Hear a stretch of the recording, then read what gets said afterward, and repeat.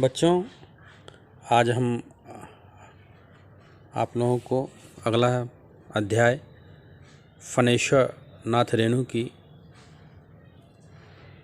कहानी पहलवान की ढोलक के बारे में बताएंगे। हिंदी के विख्यात आंचलिक कथाकार श्री फणेश्वर नाथ रेणु का जन्म 4 मार्च 1921 ईस्वी में पूर्णिया जिला बिहार में हुआ था।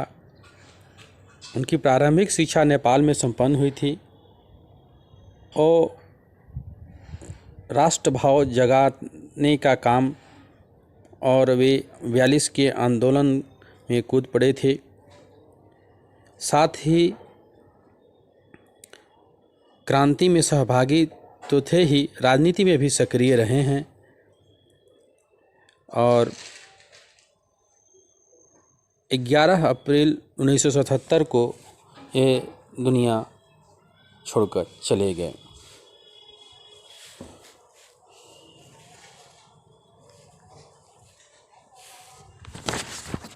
नहीं हो पा रहा है कहे तो समूह। उनकी प्रमुख कृतियां हैं महिला आंचल, प्रति परिकथा, कितने चौराहे, दृढ़तपा।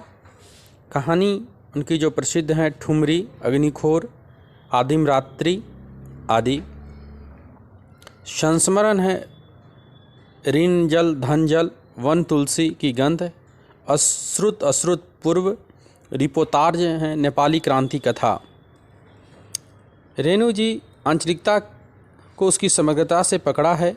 उनकी हर परत खोली है, हर तरफ उधेड़ी है। लोक जीवन, लोक संस्कृति, लोक व्यवहार, लोक दर्शन, लोक चिंतन, लोक परंपरा और लोक भाषा का जैसा निखार रूप रेणु के साहित्य में मिलता है वह अन्यत्र सहज नहीं है।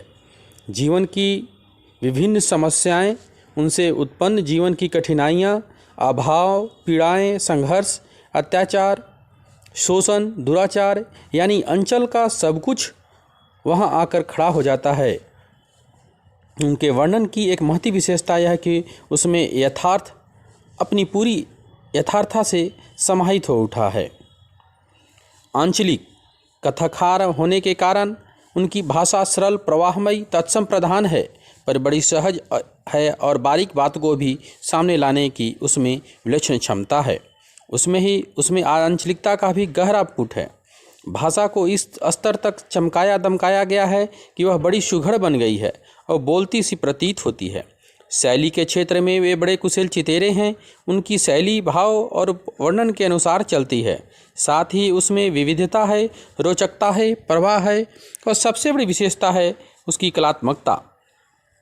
यह मानना संगत ही होगा कि प्रेमचंद ने जिस ग्रामीण यथार्थ को उठाया, रेणु ने उसको आंचलिक रंग देकर एक भव्य रूप प्रदान कर दिया है। प्रस्तुत कहानी पहलवान की ढोलक का हम बच्चों सार बता दे रहे हैं आप लोगों को। यह रेणु जी की एक आंचलिक कहानी है। आंचलिक मतलब एक अंचल की कहानी है जिसमें शक्ति और कला का अनोखा संगम प्रस्तुत किया गया है। साहस, साधना, सच्चाई, लगन और आत्मविश्वास व्यक्ति को महान बना देता है। एक अनाथ बालक भी विलक्षण ख्याति अर्जित करने में सफल हो जाता है। यह यहाँ व्यंजित है। साथ ही उद्यम, साहस भी व्यक्ति के लिए आवश्यक है। ढोलक वादक में यह था, वह मौत से भी लड़ा है। अपने जवान पुत्र केशव को नदी में छोड़ आया है और फिर ढोलक बजाने लगा। असाधारण काम, असाधारण व्यक्तित्व का वह संगम था। पहला इसमें पॉइंट है, समझा दे रहे हैं बाबू बच्चों कि कैसे इसका जो मेन पॉइंट है उसको। रात्रि का सन्नाटा और ढोलक। जाड़े के दिन थे, रात में ठंडी थी। गांव पर मलेरिया और हैजा की छाया मंडरा रही थी, पर रात में चारों ओर निस्तब्धता में कोई बाधा नहीं पड़ रही थी। कुत्ते भी शायद समय और परिस्थिति को पहचान गए थे और रात में रो रहे थे। इस रात्रि की भीषणता को अगर कोई ललकार रहा था तो वह थी पहलवान की ढोलक। यह आवाज़ गांव में जीवन शक्ति भर देती थी। लुट्टन सिंह पहलवान ढोलक वादक था। लुट्टन सिंह पहलवान कहा जाता है कि होल इंडिया जनता है, भले ही उसके होल इंडिया मात्र एक जिले तक का ही सीमित हो, यह तो सत्य है कि सारा जिला उसको भली प्रकार जानता है। वह 9 वर्ष की अवस्था में ही अनाथ हो गया था। उसकी शादी भी हो चुकी थी। विधवा सास के संरक्षण में पला, गाय चराता, डटकर दूध पीता, कसरत करता। उसकी सास को गांव के लोग तंग करते थे। उसके मन में उसकी गहरी प्रतिक्रिया थी उनसे बदला लेने की। उसने अपने शरीर बलवान बना डाला। दंगल में वह एक बार श्यामनगर मेले में दंगल देखने गया। वह जोश में शेर का बच्चा को चुनौती दे बैठा जिसका नाम था चांद सिंह। उसने सभी पहलवानों को पछाड़ा था और शेर के बच्चे का नाम पाया था।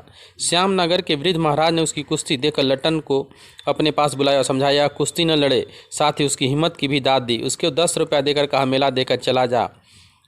वह बोला नहीं सरदार, लड़ेंगे, हुक्म दो सरकार। सबने समझाया, कुछ न धमकाया। विवश होकर महाराज ने उसको आज्ञा दे दी। ढोल बज उठा। लुट्टन की गर्दन पर केहूनी डालकर चांद उसको चित करने की कोशिश कर रहा था। लुट्टन का बुरा हाल था। तभी उसको लगा ढोल यह कह रहा है धाक दिना धिन तिरकट तीना धाक धिना, दांव काटो बाहर हो जा, दांव काटो बाहर हो जा। फिर क्या था, दांव काट दिया गया। यह बाहर भी आ गया। लपक कर चांद की गर्दन पकड़ एक दांव लगाया। चांद को जमीन पर दे मारा और 2-4 दांव के संघर्ष के बाद वह चांद चित हो गया। आकाश जय निदा से गूंज उठा। विजय लुट्टन सीधे बाजे वालों के पास गया और ढोलों के श्रद्धापूर्वक प्रणाम किया। फिर दौड़ कर उसने राजा साहब को गोद में उठा लिया। राजा साहब भी उसको छाती से लगाकर गदगद हो गए। पुरस्कार तो मिला उसको, दरबार में स्थान भी प्राप्त हो गया। जब महाराज ने उसको लुट्टन सिंह कहकर पुकारा तो राज पंडित ने आपत्ति की जाति का सिंह मैनेजर भी क्षत्रिय थे। उन्होंने भी कहा यह अन्याय है। महाराज ने कहा उसने क्षत्रिय का ही काम किया है। लुट्टन सिंह की कीर्ति फैलती चली गई। उत्तम भोजन कसरत के बल पर नामी पहलवान भी धूल चाट गए। 15 वर्ष बीत गए पर वह अजय ही रहा। उसकी सास मर चुकी थी। वह अपने दोनों पुत्रों के साथ दंगल में जाता। लड़के भी राज दरबार के भावी पहलवान घोषित हो चुके थे। उसका कहना था बेटा ढोलक की आवाज़ पर पूरा ध्यान देना। मेरा गुरु कोई पहलवान नहीं, यही ढोलक है। दंगल में उतरकर सबसे पहले ढोलों को ही प्रणाम करना। इसी प्रकार की अन्य शिक्षाएं भी उसके द्वारा दी जाती थी। दिन बदलते गए। राजा साहब की मृत्यु हो गई। राजकुमार विलायत से आया। सारे परिवर्तन कर डाले। पहलवानों का खर्चा देखकर उन्होंने हटा दिया गया। पहलवान गांव आ गया, साथ में ढोलक भी लाया। वह कुश्ती सिखाने लगा। खान पान की व्यवस्था गांव वालों की ओर से कर दी गई थी। परंतु गांव पर एक वज्रपात हो गया था। सहसा गांव पर वज्रपात हो गया। पहले अनावृष्टि, अन्न की कमी, फिर मलेरिया, ऊपर से हैजा। घर के घर खाली हो गए। रोज 2-3 लाशें उठती, खलबली मच गई। दिन में लोग जरूर घर से बाहर आ जाते थे। दूसरे को ढांढस बंधाने पर रात होते ही गांव में सन्नाटा छा जाता था। शक्ति इतनी समाप्त हो गई थी कि मरणासन पुत्र को भी बेटा कहकर पुकारने की सामर्थ्य माता में नहीं थी।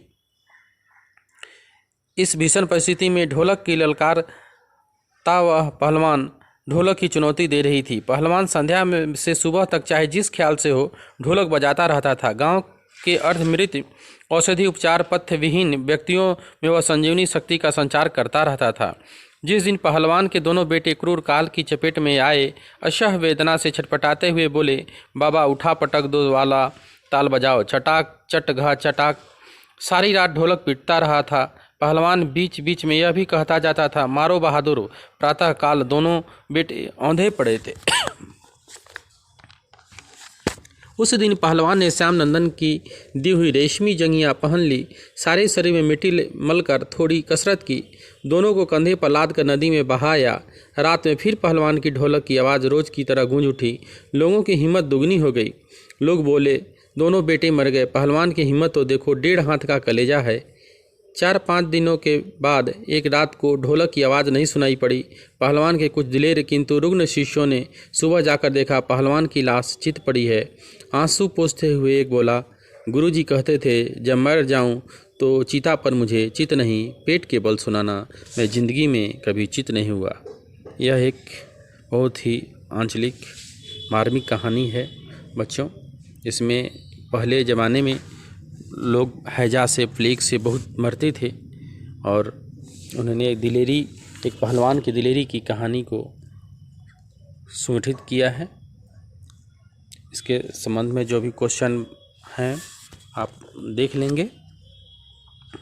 अगले दिन दूसरा अध्याय करेंगे।